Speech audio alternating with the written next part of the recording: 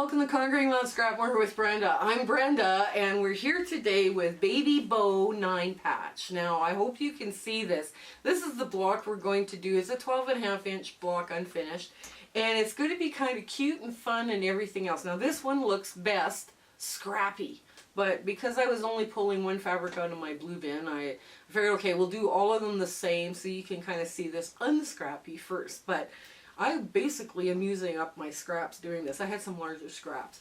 But first, before we get to the sewing, Angel from Halo Inspirations. Her YouTube channel is going to be in the show notes below. I've been following her for a while. She is a very, very talented long armer, and she talks about all sorts of different things in regards to quilting. So you guys got to go check her out. And when you do, tell her that Brenda from Conquering Mount Scrapmore sent you, and you know that you have somebody now new that you can follow as well. While you're in those show notes, there's a Facebook group. If you're not part of that Facebook group, please feel free to join. It's going to be lots of fun. We're making use of the room feature within those groups, so the members are actually getting to know each other and sew with each other. And me occasionally with all my free time, and there's a few of you that are chuckling already. And as well, we have the picture sharing and asking questions, and there's fabric exchanges now that one lady is running. It's lots of fun that's going on there. So if you feel free to join, go join. You're also going to find a Zoom link in the show notes below listing the sew dates that we have once a month. It's usually the first Saturday of the month, unless there's a family commitment, then I can't make it that Saturday. We make it the following Saturday. And from now until December, the end of December, then we'll start adding out new dates further out so that you can have a chance to mark them down on your calendar and come with an easy, fun project to sew, so that you can, you know, join in with the giggling and the chatting and the show and tell and the asking questions and everything else there. The other thing, share, like, and subscribe with your friends. Those help make comments too. I love hearing from you. I love being able to reply back to you. And it's not that I can reply individually sometimes, but I really like hearing from you. If all you've got time to do is put a heart down, please put that heart down. Ring the bell. There's a little bell thing there now too. I understand if you want notifications on when I drop my next video, you click the bell and the bell will notify you when I have a new video up. But I usually drop like Monday, Wednesdays, and Fridays. But I mean, I might put an odd one up in the middle of the week doing something else. So now, come on in. We got some really cute little sewing to do here today. Okay, we're at the sewing machine here, and this is our Baby Bows 9 patch. Now, we always do the hardest part first, and the hardest part is not hard. You know, that's kind of one of those things where it's not hard. We have to do a flip and stitch on the neutral, a little navy, well, this navy print, and basically you just come like this. And with 1.5 inches, I can pretty much judge where my, where it is, where the middle is, so I don't draw lines. But I mean, if you have to draw a line, draw lines, right? So we're going to do all of those first. And then I'm going to go back and make the bow blocks. This is such a cute block. This would be absolutely adorable as a scrappy block. And I know I have some bows kicking around, but I think they're in green or something like that. But you would need lots of really good contrast, and you could just have a hoot with these, doing them. This is one of my favorite blocks. This is actually my neighbor gave me a block that she had hand pieced together, and it was a bows block. But she did the bows block where it was the 5-sided squares. Like, this was not a flip and stitch, it was like this, and it was, there were 4 of them and a little square in the middle, and you sewed them all together, and that was kind of the, it was like a Y seam, I guess. And it was just quite, it lasted this little doll blanket I ended up making for myself. I mean, I used it with all of my dolls, and I just loved it. And I hand quilted it with a little bit of flannel. And it was my very first quilt. I was very proud of that. I was able to do that for my dolls. And it was probably like 5 or 6, right? So bows have always been one of those blocks where I just think they are darling. It doesn't matter how big they are. It doesn't matter how small. It doesn't matter if they're two-dimensional or, you know, 3-dimensional, I mean. It doesn't matter. They're just gorgeous. So I'm going to do all the bow part first. I'm going to put the less iron bit on the outside. There. Okay. So, I'm pull all that to the front. Clip away the string because I don't know where my leader enders are, but they're not here. So, if you were going to do this block, you could just do a whole bunch of bows first, right? And, you know, all scrappy happiness. Make sure that this part covers, right? Because you don't want to be short there. And here, I'll show you what I mean. Okay, so we'll put them back. We start putting them back. Now, I'll show you what I mean by coverage. You gotta have good coverage. So that means like that block looks like that when you're done, right? So, I mean, you've got a good 1/4 inch, you got room for a good 1/4 inch seam. And you just trim away the excess. Then you start putting them back in place. There's a cute little scrappy, happy scrappy block. I got good coverage. And the trick to the flip and stitch is you always check, that's the big trick, is you check the gut coverage first. If you don't have coverage, don't cut it. Pull out your stitching and try again. Just like that. Yeah, I know, there's lots of them. There's 10 of them actually. 10, there, got it. Yeah, I do. Okay. Like I say, if you needed to draw on your dark to make sure you've got, you know, like draw with a white pencil or something to see whether you've got good coverage, I mean, do that. There's no shame in that. None. You know, like some people can eyeball a straight seam. Some people cannot. Okay. And here we go.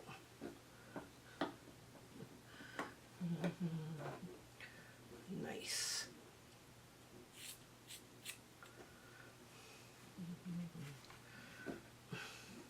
So that was the hard bit.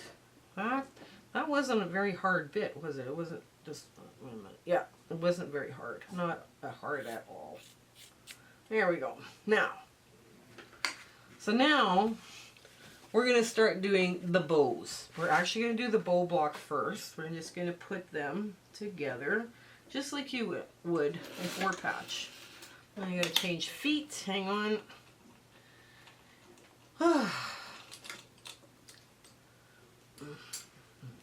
Somebody have asked about this foot that I have. It's a 1/4 inch foot. And this is one of these aftermarket feet that my sewing machine repair guy, spa guy does put me onto. And they work beautifully. This one's a slant shank. So if any of you are looking for that kind of thing, they are available. You know, you have to look for them. Okay, I'm just going to check this to make sure it's right. Yes, it is.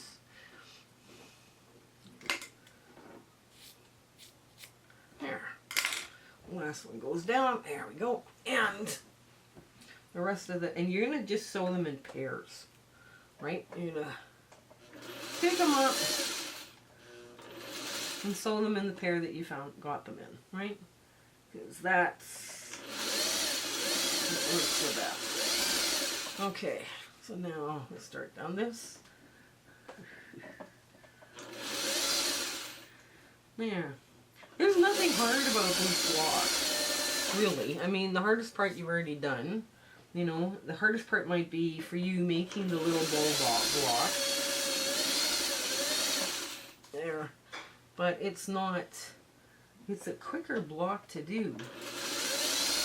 This is a cute one to have as a leader ender on beside your sewing machine as you're doing other things.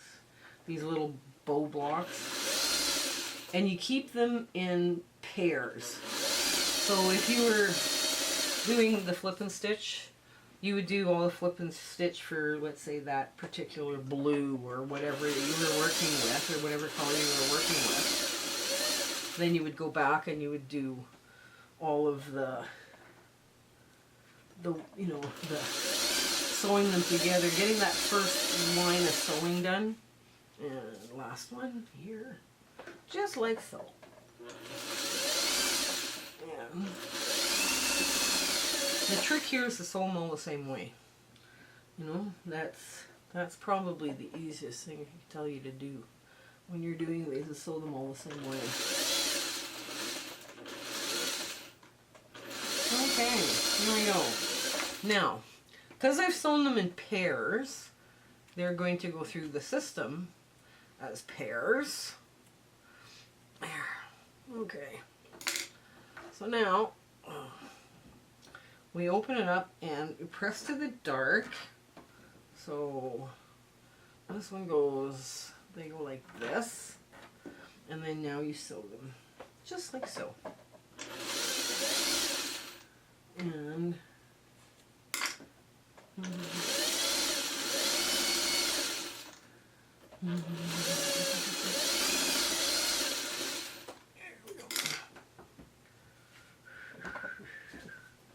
there.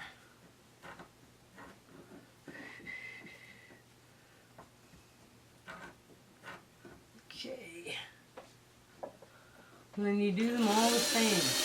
When you're doing these in bulk, you'd want to make sure that you had all your bows, your bows all done the same direction. Okay. Oh, this way.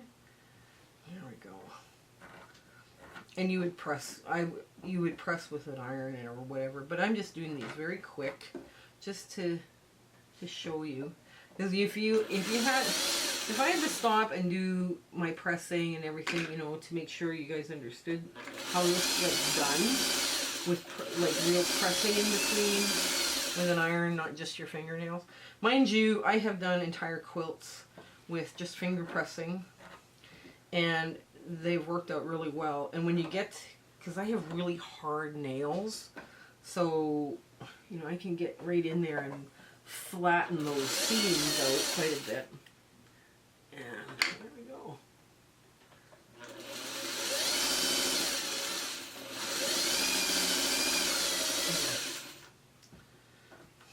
Okay. Here. That didn't take long. Okay.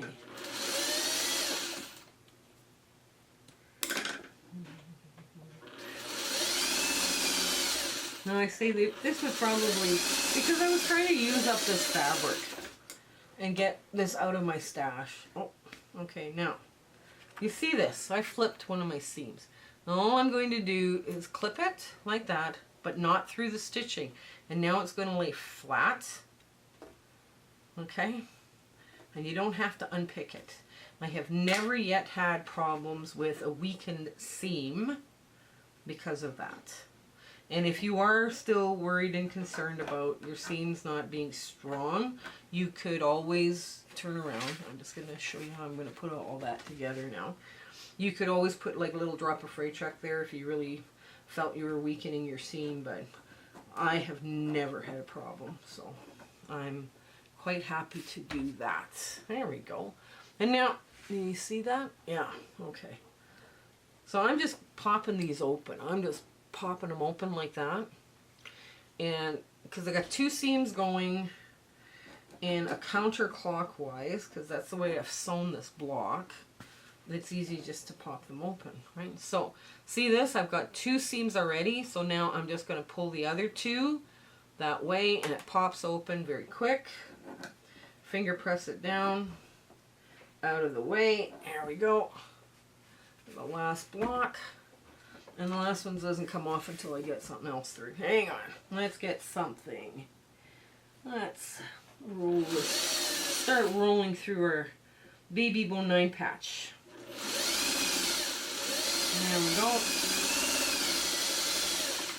And I'm just going to clip this just like so. Here. There we go. Nice. Make sure they're all oriented the same way, because you get a striking effect. They will go right across, you know, with a diagonal line if you do it this way. And you can change directions, and you can have fun with this kind of a block too, you know.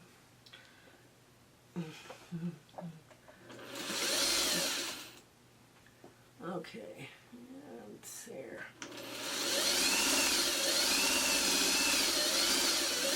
I'm just going to use these things as a plug, kind of as a leader ender them to throw out, so I don't have to waste a bunch of thread. But then I put it all back, and then I open it. I'll show you how I. So you know that it's all going the same direction, right? You're just going to check your work, basically, is what you're doing. So okay, so I've sewn that first row right. Let's keep sewing. Just check. Because all of a sudden I got a little distracted.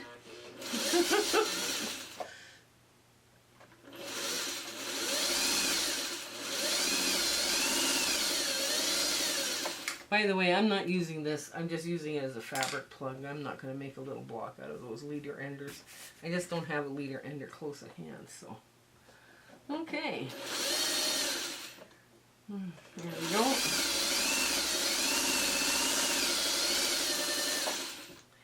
And there.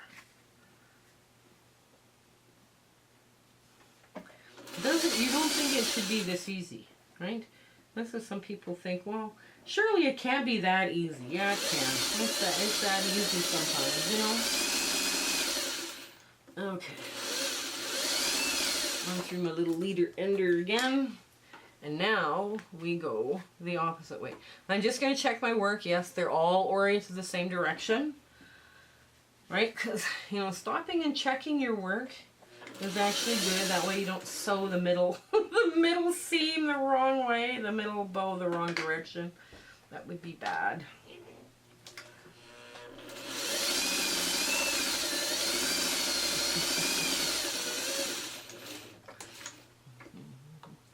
Okay. And there.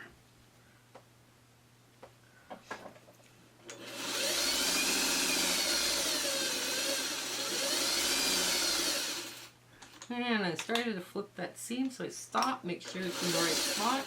Yes, it is. Sometimes you can, if you see that you're going to flip your seam, stop before you get there. And take the real smallest leader ender. Okay. And now we go from the other direction.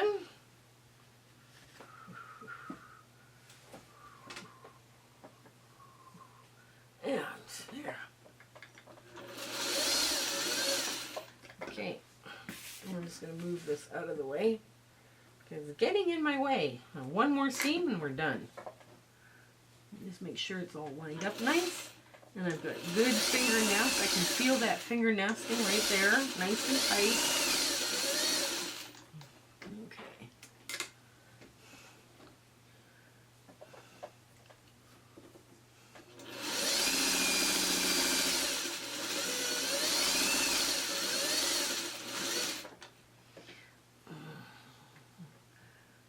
That's the other advantage over pressing with an iron.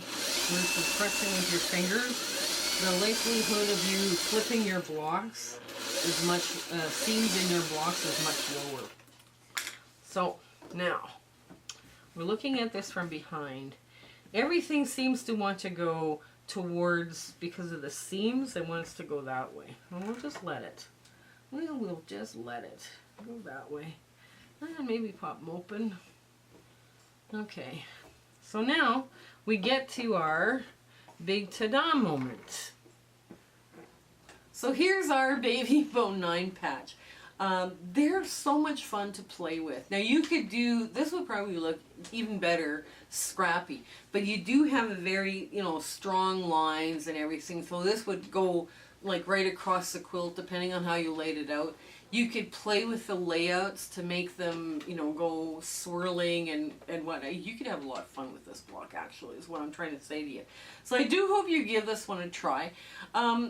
I did stick with the same fabric and background for this. I only picked the two, but this would probably just look awesome, all tricked out and scrappy and happy and everything. The ironing on the back is very simple. I just pressed to the middle and pressed this out and pressed all that in. So it didn't, you know, it did come out, it's lying pretty flat, right? You know, so. And with the swirled centers of the bow block, that's the subunit of this block does lay flat, right? So I hope you give it a try, you know, give it a whirl and see, tell me whether or not you like it and have fun with it. So until we meet again, I hope you have an absolutely great week ahead. Okay, take care until then. Bye! My husband and I would love to thank you for all of the amazing people that we have met along this crazy YouTube adventure that we've been having. We do free speaking engagements too, so if you're part of a guild and they're looking for, you know, people to talk and, you know, and chat with, you know, in their monthly meetings, tell them that I'm doing free ones just to help the guilds out, because it's been a tough time for the guilds as well. You know, share, like, and subscribe with your friends. You know, make sure that they're, you know, they get the word out on us. That's, I mean, that's the best way you can do to help us out. So until we meet again, I want to thank you. Okay, goodbye.